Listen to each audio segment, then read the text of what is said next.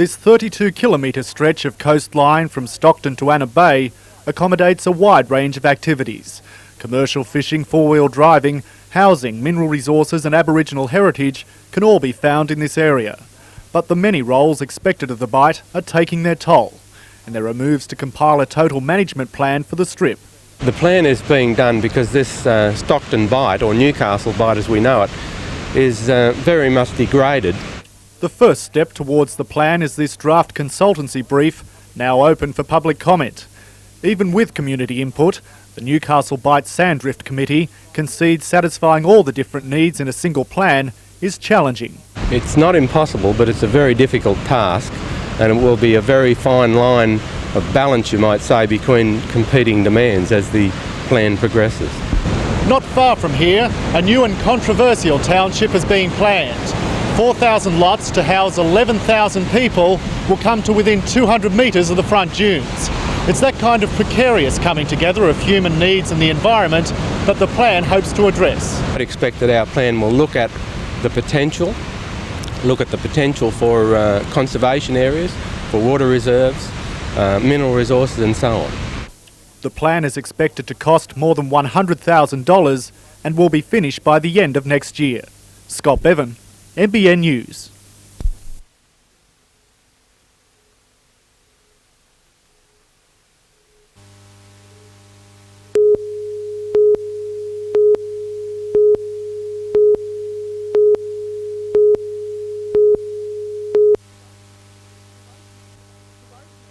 Both men face charges relating to the shooting of security guard Eric Callan at Newcastle's John Hunter Hospital in May. 19-year-old Jeffrey Clark of Cardiff is charged with being an accessory to attempted murder.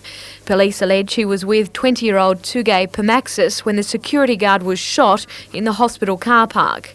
As well as attempted murder, Pamaxis faces 11 charges, including car stealing, conspiracy to commit armed robbery and firearm offences. Both men were to make a joint appearance in Wallsend Court this morning. However, moments before their case was called, away by ambulance with facial injuries and a fractured arm. According to police, Pamaxis attacked Clark in the station charge room. Pamaxis briefly appeared in court. His counsel did not ask for bail and it was formally refused. Magistrate Richard Wakely adjourned the matter until the 31st of August. Clark was released from hospital this afternoon and returned to Wallsend. He'll be sentenced in Newcastle District Court on a date to be fixed on the charge of conspiracy to commit armed robbery. Magistrate Wakely deferred the other matters. Jodie McKay, NBN News.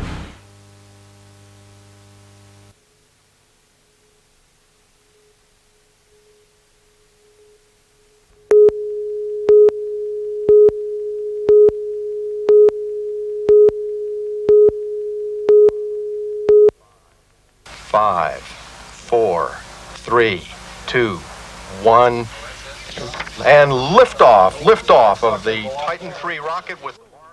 A world away from a NASA launch pad, Curry High School science teacher Jeanette Rothafel is doing her own countdown until she takes off to the United States to attend an international space camp. As the only Australian teacher chosen from hundreds to attend the camp in 10 days' time, Jeanette is over the moon. To be exposed to a simulated or informal astronaut training program to give them an idea of how astronauts train for their life in space. Jeanette knows plenty about the stomach-churning exercises astronauts go through. In trying to adjust to this feeling of motion sickness, they do train for weightlessness in a special jet. But it's one thing to teach about space sickness, it's another to experience it. Well, I have to make sure that I take some motion sickness tablets beforehand. I hope I'll cope. What Jeanette's students mightn't be able to cope with is the sudden silence on spacey subjects while she's away.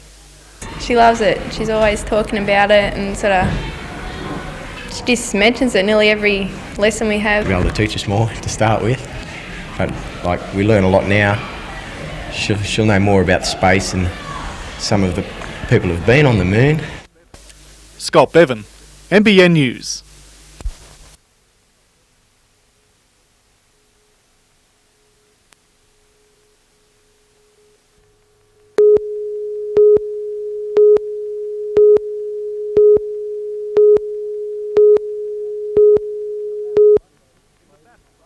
In the battle for business in loading and unloading ships, a new company called Australian Stevedores was formed 2 weeks ago from the merging of National Terminals Australia and Strang-Patrick Stevedoring. The new company has an office in Newcastle. At the time, management said it was looking at staff levels, but indicated that for Newcastle, it was business as usual. Now that position has apparently changed. It's believed 19 jobs are to go from the Newcastle office and more than 300 positions will be lost nationally. The union's position is that there won't be any reductions. At the end of the day, if we're unsuccessful in convincing them with the strength of our arguments, we'll fall back onto our old tried and true system of flexing our industrial muscle. Mr Boyle says the union is angry because as part of national waterfront reform, workers were given job guarantees as a trade-off for improved productivity. He says companies shouldn't be shedding jobs on the wharves, but creating them. We're demanding increased employment, not reductions. We've identified areas such as the amount of overtime that our members work, the areas of casual employment. The union is continuing talks with both companies and the federal government this week. No one from Australian Stevedores was available to discuss the job cuts. Scott Bevan, NBN News.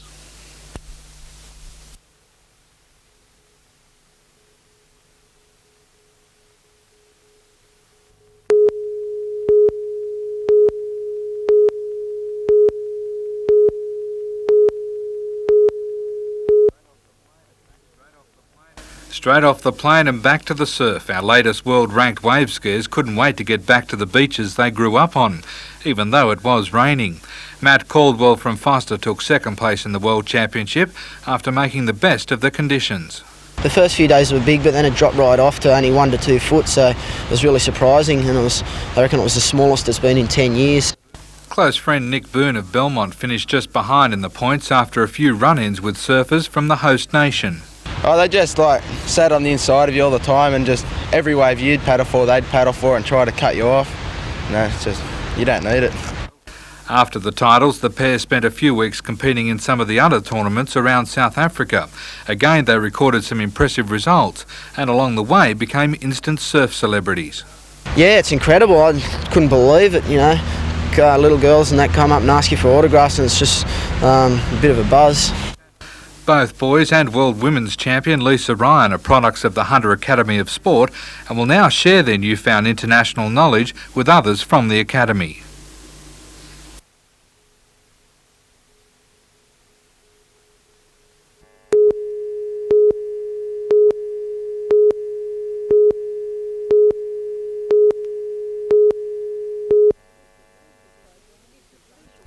It's a special program designed to give those with severe developmental disabilities a special friend.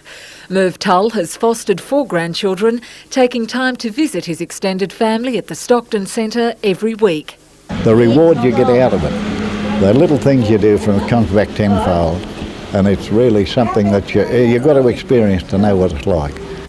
There are more than 500 clients at Stockton and another 150 at Morissette's Canangra Centre. Less than 100 are fostered. Every day they come to meet us, and there's always a few more that come, hoping that there's somebody there for them too. And unfortunately there isn't. So we do need people badly.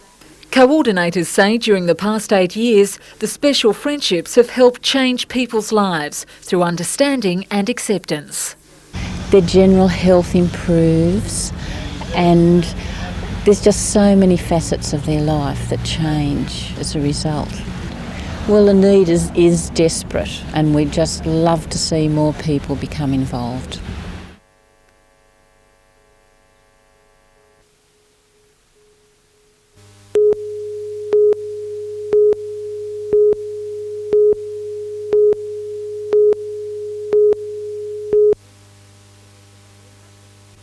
You had to see it to believe it. Hundreds of items of vintage clothing going for bargain prices.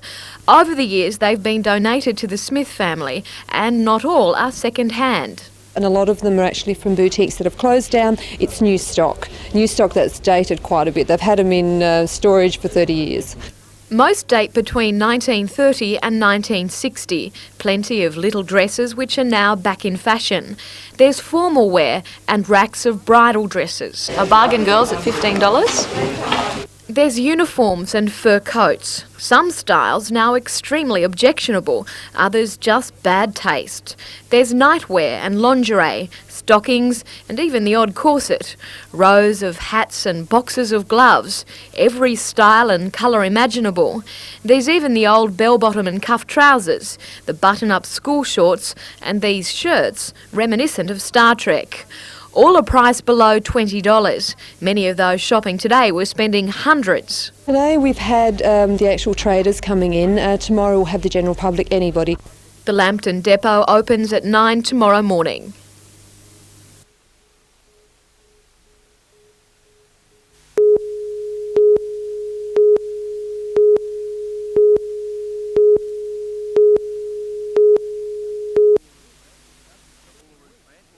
The Bullaroo plant will shut for 7 weeks from the beginning of next month. Stage 1 of a 2-phase upgrade will see the inside of the 1960s technology works torn out and replaced by a new high-volume production line. The Bullaroo smelter is one of 14 such plants around the world, and the upgrade is necessary to keep it competitive. Production will be boosted from 85,000 to 100,000 tonnes of zinc. There'll also be a 10% increase in lead and sulphuric acid. Despite the increased output, Pasminco insists pollution emissions will be minimised with extensive environmental control measures. We have assured the community and the EPA that our emission levels will not exceed those that we have at the moment. Each step of the upgrade will be closely monitored by the Environment Protection Authority. We're doing an environmental impact statement, which will start immediately after this campaign shut down, and that will be on display for all the community to assure themselves that our operation will be environmentally acceptable.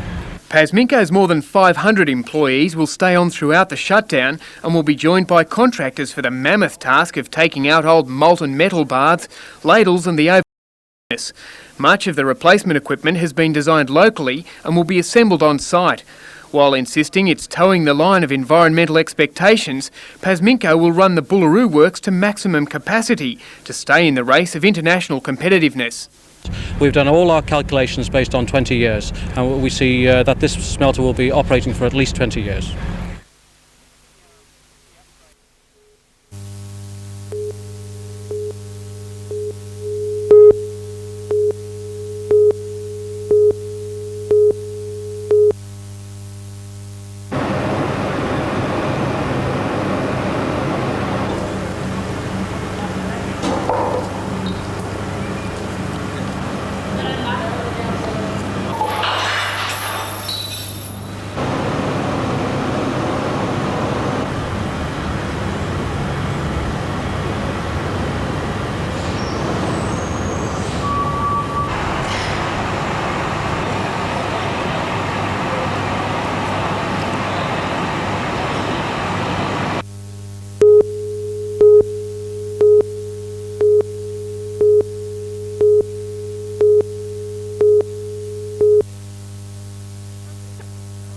Hundreds of people flocked to the Ministry Centre last night for a service to open the new building.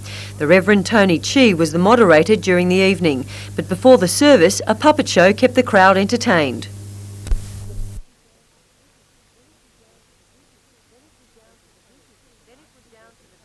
Then it was down to the business of the night, with Reverend Tony Chi making his opening speech.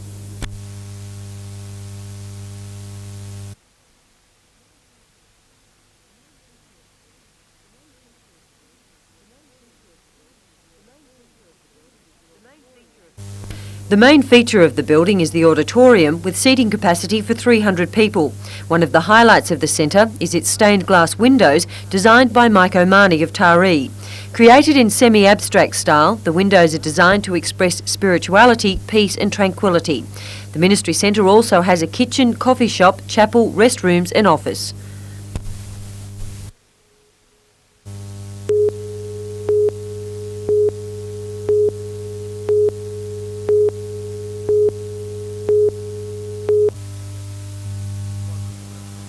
It wasn't a perfect competition swell all day, but when the sets came through, they were impressive. The first two place getters from each of today's heats move on to the state finals to be held in Taree in early September. Newly crowned World Under-18 champion Mitch Dawkins won't be with them though. He returned from Bali late yesterday and couldn't get a grip on the different conditions, managing only a third placing. Newcastle surfing reporter Terry McKenna showed he wasn't all talk and, despite being a last-minute entry, grabbed a second spot behind Brett Chalker. The Country North Zone is the hottest contested of the 4 state districts.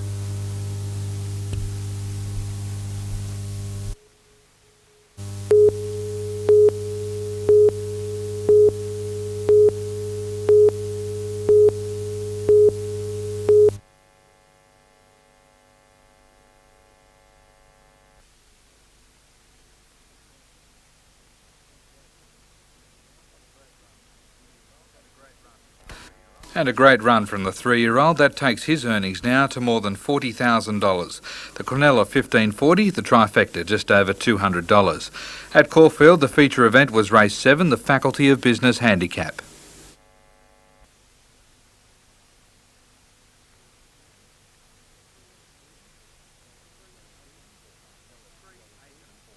$3, $8 and $4. The Quinella $10 even, the trifecta $84.50.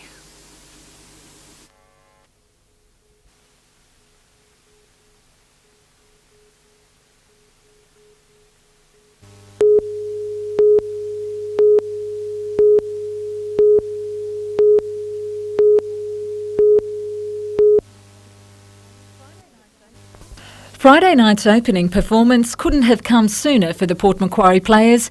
In April, a fire destroyed the rear of the building, causing thousands of dollars in damage. Structurally, it's taken probably $200,000, but in actual fact, we have lost a lot of costumes, which we valued at over $200,000. So we can't get paid for that; they're just irreplaceable.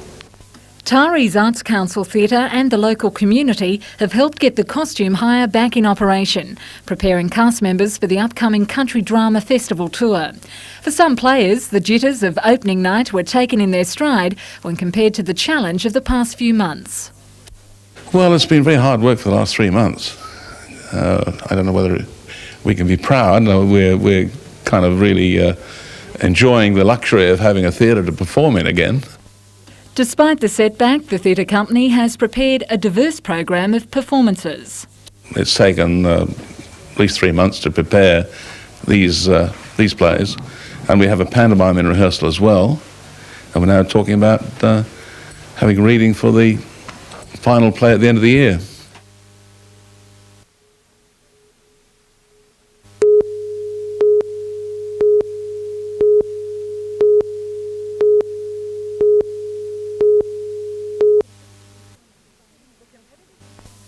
The Competitive Employment Training and Placement Program was set up by the government to help disabled people enter and remain in the workforce. The service has been operating in Port Macquarie for the past 2 years, helping around 30 people find jobs. We've made placements in the clerical area, in the hospitality area, in the industry. We have disability apprenticeships in hairdressing. It really is as wide as the opportunities available in the community. Delegates from CETP's regional offices met at Port Macquarie this weekend. One of the guest speakers, Sizzler's regional manager, Malcolm Anderson. With the program's support, the chain of restaurants aims to employ around 200 disabled workers during the next 18 months. Once we break through those barriers and we talk to the employer about the advantages of placing a person, we find that the program is extremely successful.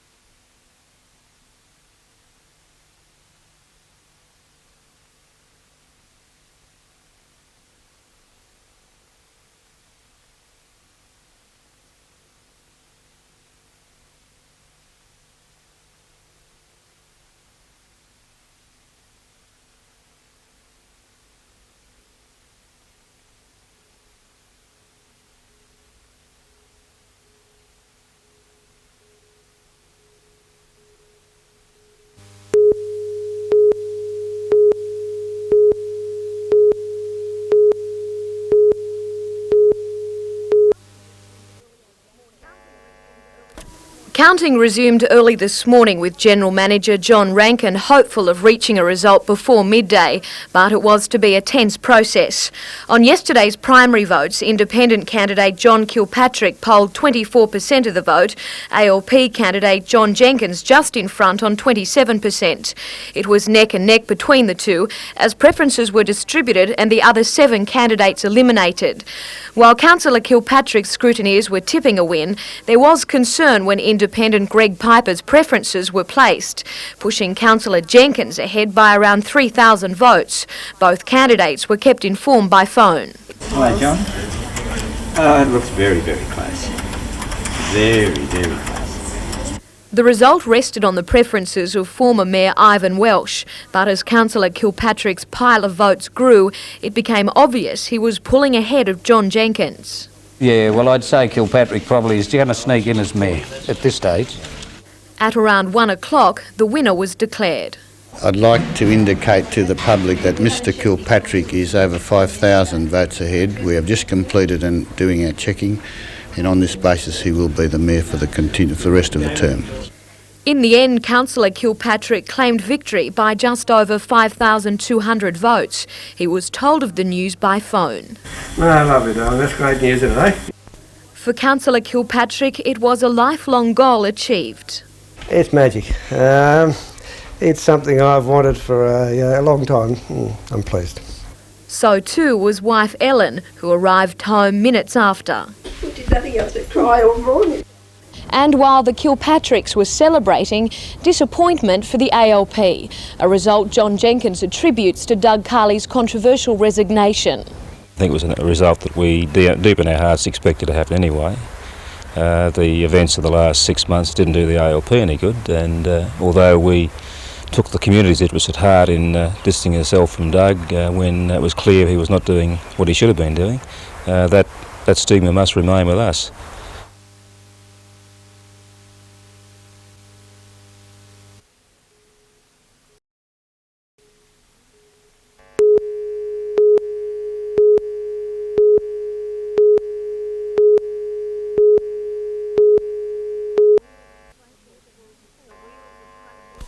The wheels of protest were in full motion when more than 900 off-road vehicles descended on the small township of Gloucester on Saturday. Moves by the National Parks and Wilderness Society to protect 63,000 hectares of land at Barrington Tops has angered many groups that claim they'll be denied access to popular areas. What we want to do now is make the general public aware of how much we are threatened to use public land. And not only as four-wheel drivers, but fishermen, horse riders, mountain bike riders, just day picnickers. The four-wheel drive group say the government is considering 23 similar proposals in national parks across the state, threatening both the timber milling and recreational industries. Another rally has been planned for the South Coast next month. Protesters say this time they're prepared to do whatever it takes to stop Environment Minister Chris Hartcher from creating more wilderness areas. If we don't get proper response from the government, I feel that Macquarie Street's going to be pretty well cluttered up. And it won't be just with four-wheel drivers, it'll be fishermen, horse riders, timber cutters, logging trucks. It's just right across the board. A spokesperson from the Minister's office today said Mr Hartcher welcomed any public comment on the issue. However, he was unable to say when it would be resolved. The matter is to be dealt with in Cabinet before the Minister announces his final verdict. Melinda Smith, NBN News.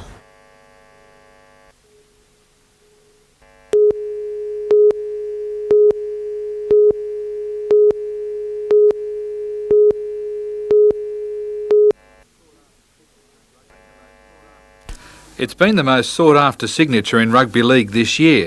At last count, at least 6 clubs were vying for Paul Harrigan's services. This afternoon he ended months of speculation and signed on with the Knights for another 3 years for an undisclosed sum. One day maybe that we can have success here, and I mean Winfield Cup success. The fact that I could do that with the Blakes that I grew up with and that I've come through the ranks with would be much more pleasing than I've ever did it anywhere else. Harrigan's signing is like a breath of fresh air to the club. Coach David Waite is smiling and Chief Executive Mike Armstrong is confident he is leaving the club with a strong player base. what you've got to consider is the fact that coming through the system, as Paul's done, from 21s right through to top level, shows that it can be done from home, and there will be a lot of young guys out there who will aspire in the future to do exactly what Paul Harrigan's done. The signing of Harrigan is important to the club in more ways than one. Not only does it give them an international prop forward, but it also clears the way to tie up negotiations with other Winfield Cup players. Some of those players refused to sign until they knew that the chief was staying. The last few months have been mental torment for Harrigan, and he knows just how to celebrate tonight. I think I'll probably celebrate like most other nights and get out of training. Whoopie-doo.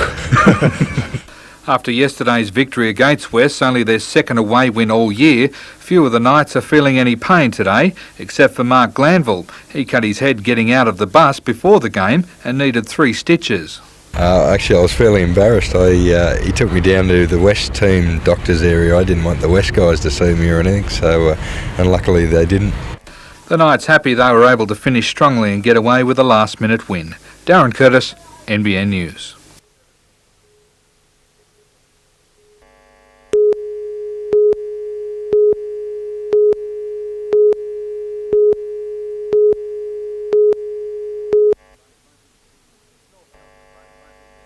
North Nelson Bay won't be there come September, but they are still proving to be a thorn in the side of many of the main contenders.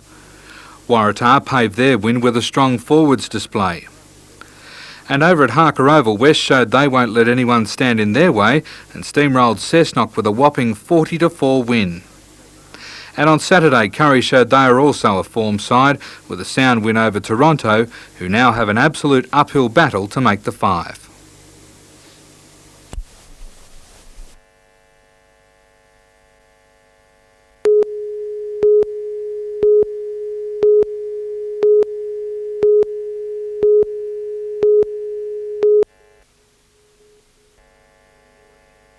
It may seem calm and tranquil up there, but to those in the astronomy world, an extraordinary event is occurring. Billions of kilometres away, planets are aligning with Earth for the first time in 160 years. And recently, seasoned astronomers gathered along Newcastle's foreshore, hoping to see it. This phenomenon is called being in conjunction. It means the outer gas planets Uranus, which sits 4 billion kilometres from the Sun, and Neptune, 7 billion kilometres from the Sun, are in line with Earth. All 3 orbit the Sun, Earth taking 1 year to do a complete circle, Uranus 84 years, and Neptune 164. So when they catch up, it's quite a feat. Even more amazing, when this last occurred, Neptune wasn't even discovered. Last time it happened, they came this close together, Neptune wasn't discovered. It wasn't discovered till 1846.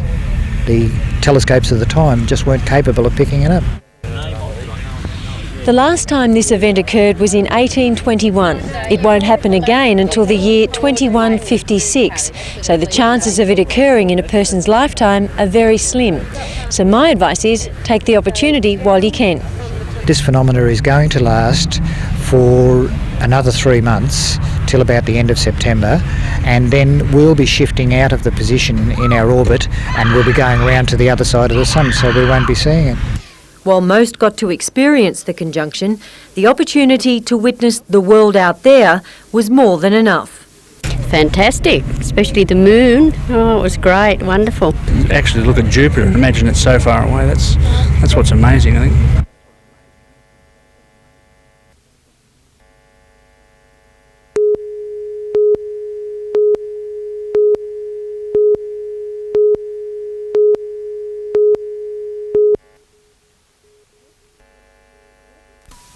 Walking into a cake shop can tempt the best of us, but when it comes to Aussie pies, this Danish pastry cook says his are irresistible.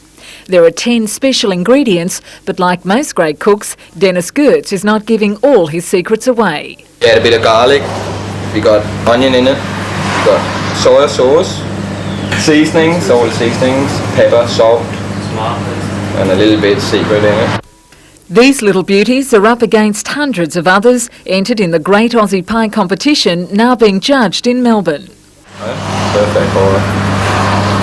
That's what's going to win the meat pie competition. Like that, look at it, beautiful. So why has a Danish cook taken on one of our greatest challenges? The quality out there is no good. There's too many rip-off people, what I call him. We're putting bad meat in it, and the pastry is not really good either. He makes a good pie. Well, can't make a pie like an Aussie. But still, never mind, he'll get there. We're teaching him all the rules. Judges will be looking for the best in tops, bottoms, weight and consistency, but like all great gastronomic creations, the final test will be in the tasting.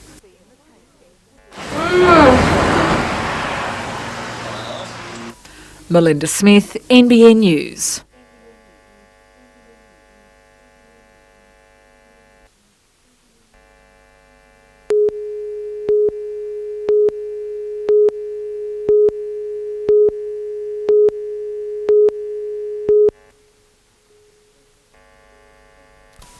It was a dramatic end to a loyal career served by the Swansea Coast Guard's rescue vessel, the Coolamar.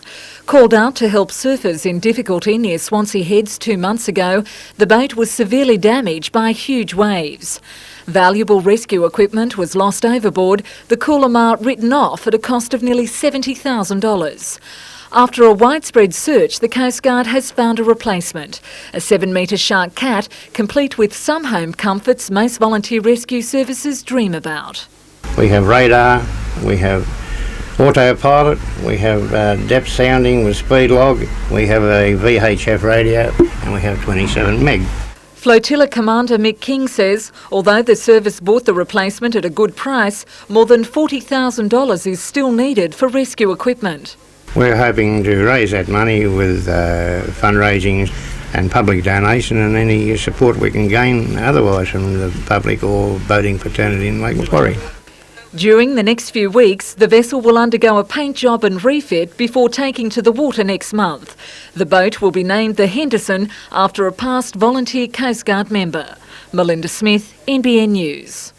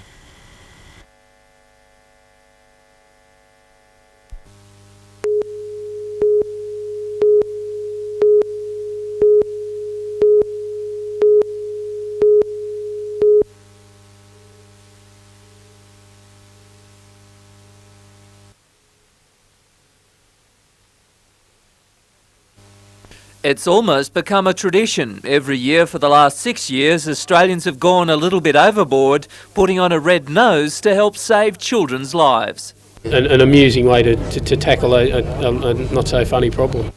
Today, Australian Rugby League rep Mark Sargent and surfing champion Mark Richards launched the Red Nose Day appeal in the Hunter.